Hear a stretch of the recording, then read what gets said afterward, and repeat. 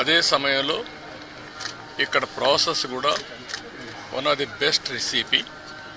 వెంకటేశ్వర స్వామి దగ్గరుండే లడ్డు ప్రపంచంలో ఎక్కడ కూడా ఎవరు కూడా రిప్లికేట్ చేయలేకపోయారు, తయారు చేయలేకపోయారు.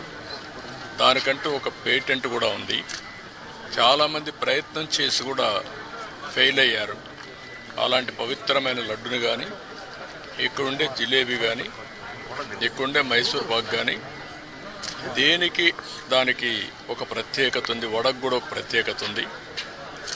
అలాంటి మళ్ళీ ఇవన్నీ కూడా టోటల్గా ప్రక్షాళన చేసి రాబోయే రోజుల్లో ఫీడ్బ్యాక్ కూడా తీసుకుంటాం.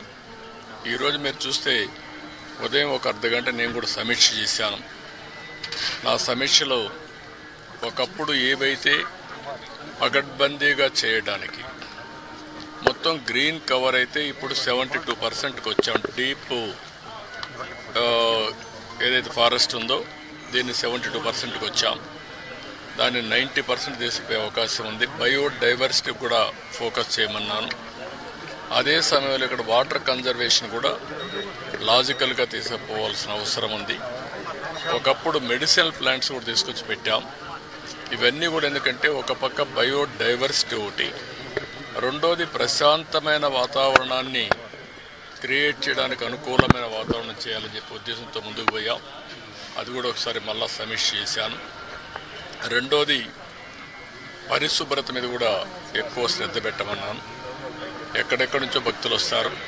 భక్తులు వచ్చినప్పుడు వాళ్ళకు కావాల్సింది వెంకటేశ్వర స్వామి నామం తప్ప ఇంకొకటి మాట్లాడే పరిస్థితి లేకుండా వాళ్ళు అన్ని విధాలు ఒక ప్రశాంతమైనటువంటి ఒక దివ్య క్షేత్రంగా ఇది ఎప్పటికప్పుడు ఉండాల్సిన అవసరం ఉంది. సజెషన్స్ ఇచ్చాం.